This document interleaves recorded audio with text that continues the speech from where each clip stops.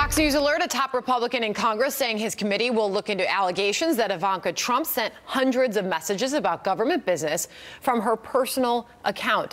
Outgoing House Oversight Committee Chairman Trey Gowdy calling on the White House to provide more information on this, writing to Chief of Staff John Kelly, quote, "Mrs. Trump's use of personal email account for official communications may implicate the Presidential Records Act and other security and record-keeping requirements." Joining us now, Congressman Mark Walker, incoming House GOP Conference Vice Chair and member of the House Oversight Committee. Congressman, thank you for your time this morning. Where do you stand on what should happen? We heard from your colleague, Trey Gowdy. Where do you stand on what should happen next based on what we're learning about Ivanka Trump and her use of private email for government business? I certainly support Chairman Gowdy's position on this. Our job is to gather data and gather records, and you are subject to oversight anytime that you're using your personal email to conduct any form of government business. Now, I know my friends on the left are running around with their hair on fire right now, but so far as we know, there's no secret server in the bathroom. There's no acid wash or bleach bidding going on. And this ultimately, not to rehash it, this was about Hillary Clinton's human struggle in life to be able to tell the truth. So you're clearly marking the distinction between what has been reported about her use of an email and Hillary Clinton's use of a private email server, and which was thousands of emails, obviously, that we're referencing there versus the hundreds here. So, but you think it's reasonable to request more information? It's not only reasonable, Sandra, it's our job. It's part of the House Oversight, the Oversight Government and Reform. That's what we do.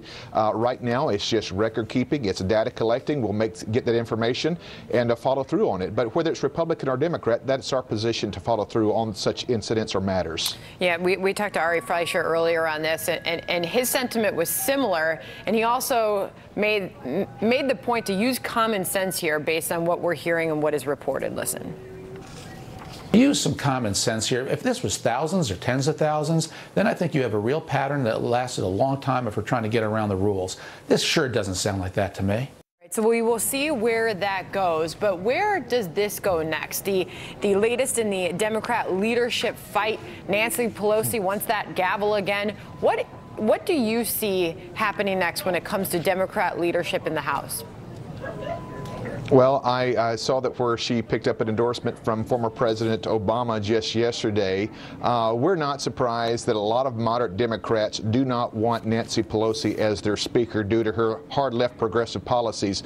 But I look forward to working with our conference chair, Liz Cheney, and continuing to get our message of strong defense, specifically in the areas of poverty. Think about this one data point. 10 to 12 million people under the Obama administration were driven into poverty.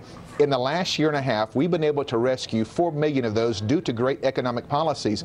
I know Liz Cheney is going to do a great job. I look forward to supporting her and making sure that people understand the good news that we're trying to accomplish as Republicans in D.C. Meanwhile, I want to ask you about what is next when it comes to Matthew Whitaker, the acting AG. Obviously, a lot of criticism there over the past and what he has said about the Robert Mueller probe. House Republicans, meanwhile, urging House Majority Leader Kevin McCarthy and other House Republicans calling on the president to name John Ratcliffe Attorney General. Where do you stand on that, and what more can you tell us?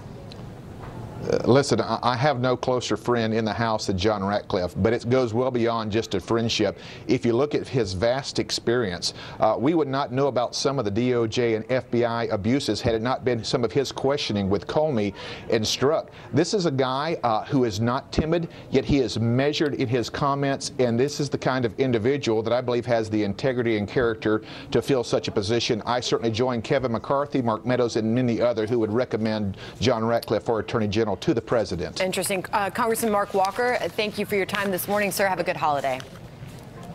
You too. Thanks.